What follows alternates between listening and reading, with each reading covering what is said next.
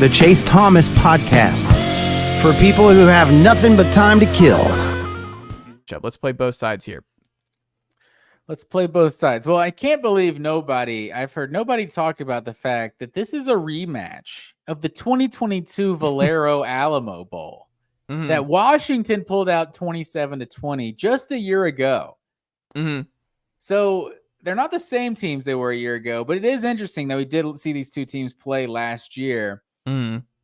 It's very interesting how they're both kind of set up, because Texas is really built very similarly to Oregon. Like, that's one of the biggest things that I kind of like. I want to pick Texas in this matchup, but it's like seeing how similar they are to Oregon, and Washington beat this Oregon team twice. I'm like, I don't know, like almost identical in total defense, and scoring defense, and we know how dangerous they both are offensively. I think Texas just has so many skill players. You look at Washington, Dylan Johnson is like 70% of their rushing offense, I believe. Like, they don't have another guy with 200 yards rushing on the season. Since, I'm blanking on Texas running back. Jonathan Brooks got hurt. They've had three different guys lead them in rushing in all three games. So they just have so many guys, as well as their playmakers out wide. Like, I know Washington has great playmakers, but I feel like I trust Texas's playmakers more. Like, I don't know. I keep going back and forth. What do you think? What is the biggest advantage you think Texas has?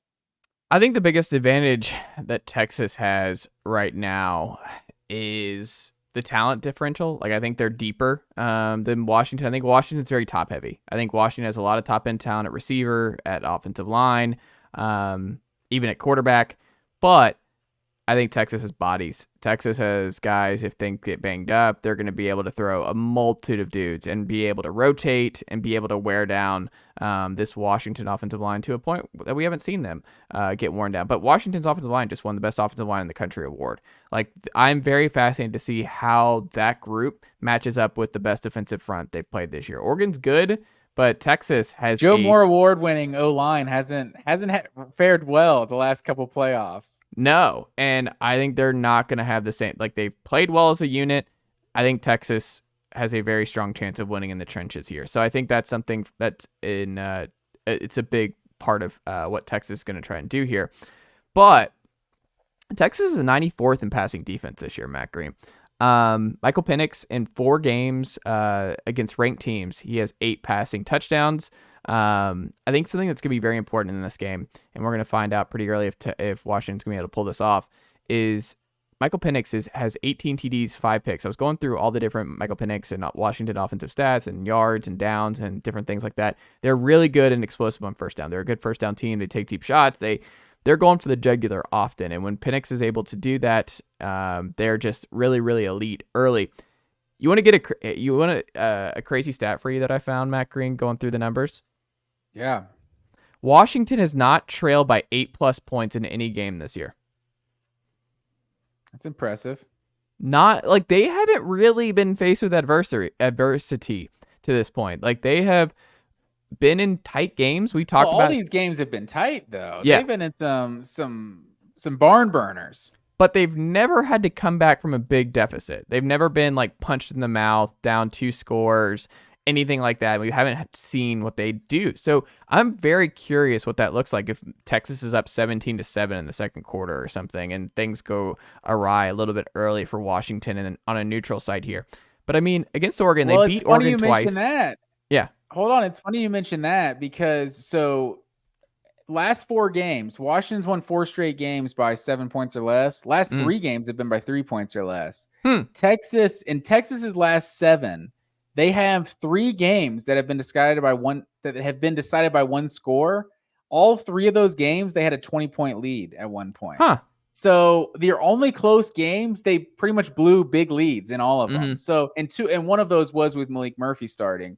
But I don't know. It's so, like, if they get big on Washington, like, Washington easily has the firepower to get right back in it if Texas is going to be blowing leads. So that's another interesting dynamic with these two teams. They're just so evenly matched.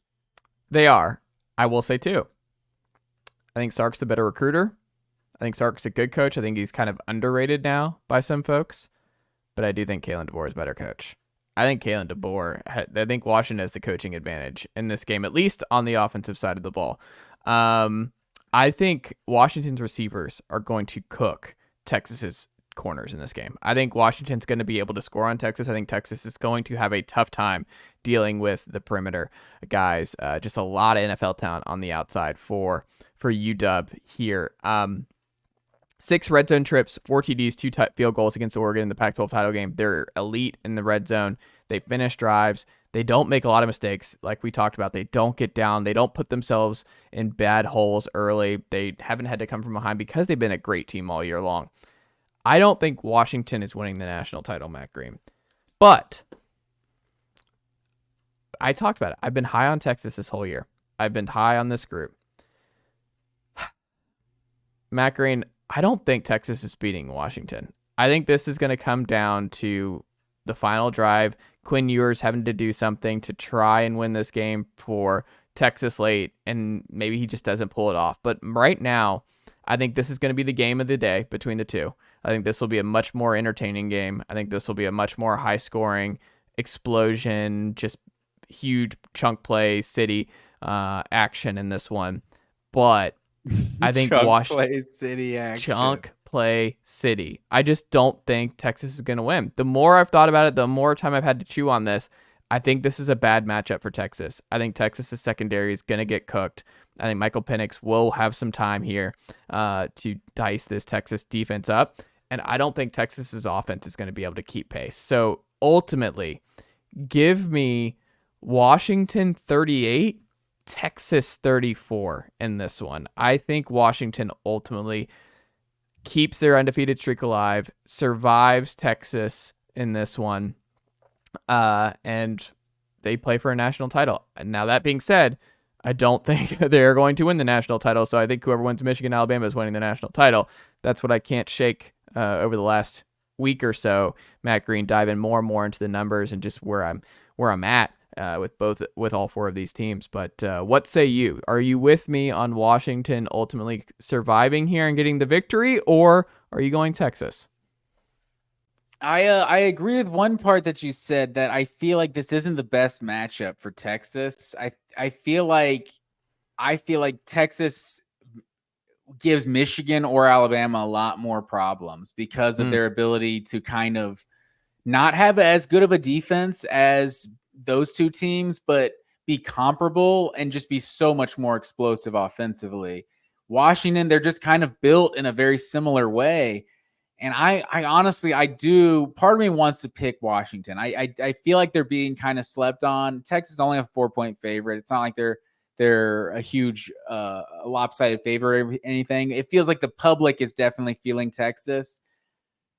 But I think I'm going to have to agree. I think with the public, I'm going Texas to win this game just because, man, they just have so many weapons. These guys, and I know Washington's weapons are good too, but Texas, their ability to stay balanced, I think goes a long way. If Washington is able to do what they did against Oregon, where they just basically kept their offense off the field for the first 2 quarters of the game, and then kind of run some clock the way they were able to and play keep away, that's going to be the same strategy they'll have to take to beat Texas. But this offense, as good as Oregon's offense was this year, I feel like a lot of it was inflated against, some of those terrible teams they dropped 70 on and things like that. They were a really good team, but Quinn Ewers is just a so much better thrower of the football than Bo Nix, in my opinion. Just downfield, these 2 receivers that Texas has just on the outside. Like, we know about A.D. Mitchell in college football playoff games. He's 4-0 and he's caught a touchdown in every single one of them. I'm going to go Texas by almost the exact same score. I'm going Texas 37, Washington 33. And it's going to be an amazing game for sure. All right. Well, we disagree here. I didn't think we would disagree right out of the gate here. Now I'm curious if we disagree on both college football playoff matchups here. Matt Green, why Alabama will beat Michigan in this heavyweight fight between two of the nation's best, two of the deepest teams in the country, two of the stingiest teams in the country, two of the best coaches in the country. What say you? Why will Michigan win this game, and why will Alabama ultimately win this game to start out? So before I get into this game, I want to throw some stats out at you. SEC is 4-1 versus the Big Ten in the college football playoff to this point. In the 4-team. Go. Nicely done, nephew. The Chase Thomas podcast. Hell yeah.